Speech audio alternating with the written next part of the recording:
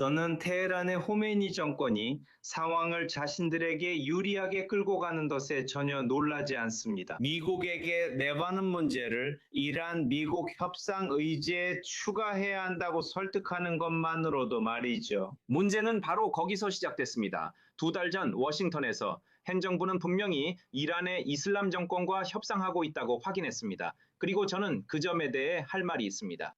하지만 그 협상 의제에 레바논과 헤즈볼라를 추가하는 것은 실제로 그랬던 것처럼 이란의 이슬람 정권이 이제 이스라엘이 언제 보복할지, 언제 보복하지 않을지, 그리고 헤즈볼라가 이런 행동을 할지 저런 행동을 할지 결정하도록 초대하는 꼴이 됩니다.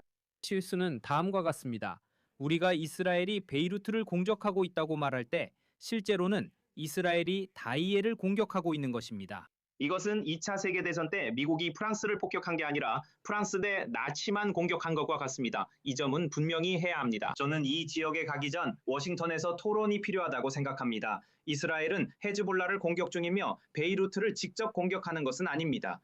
저는 베이루트에 있는 제 친구들에게 전화하면 그들은 우리가 공격받고 있지 않다고 말합니다. 우리가 타격을 받고 있는 게 아니라 다이에, 헤즈볼라, 레바논의 다른 지역이 공격받고 있다고 합니다. 그리고 레바논에는 다수파가 있습니다.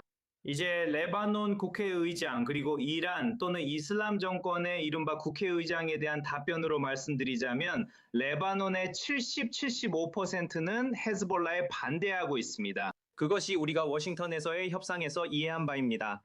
지난 25년 동안 시위와 선거를 통해 우리가 이해한 것도 바로 그것입니다. 헤즈볼라는 레바논이 아닙니다.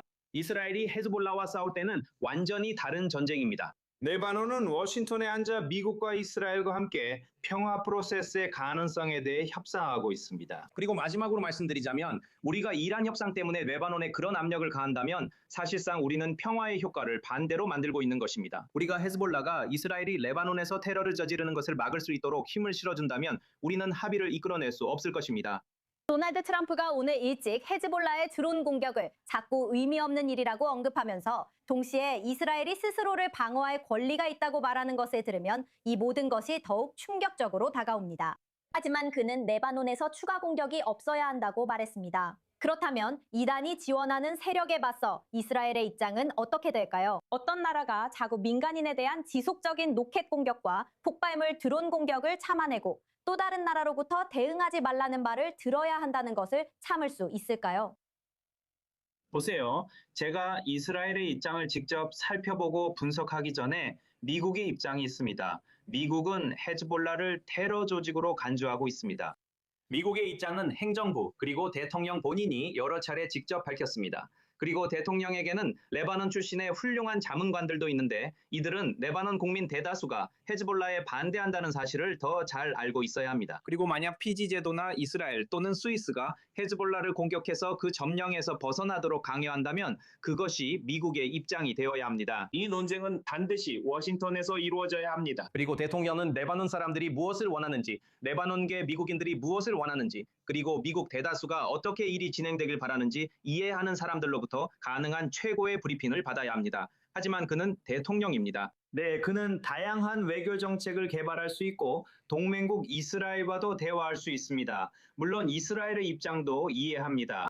이스라엘이 자국 방어를 중시하는 점이 중요합니다. 하지만 저는 이 토론에 대해 걱정이 있습니다. 우리는 대통령에게 레바논 상황에 대한 최상의 분석과 비전을 제공해야 합니다. 휴식까지 30초 남았습니다. 합의가 체결되면 도널드 트럼프가 이를 미국 국민들에게 승리로 보이게 할 수 있을까요? 우리는 세부에 악마가 있음을 알고 있습니다. 그가 이것을 승리라 설명하며 어떻게 벗어날 수 있을까요? 저는 다른 이야기를 할 것 같습니다. 저는 트럼프 대통령이 똑똑하다고 말할 겁니다. 그는 이해하고 있고 주로 미국 대다수가 원하는 것을 이해하고 있습니다. 그는 매우 강력한 지지를 받고 왔습니다.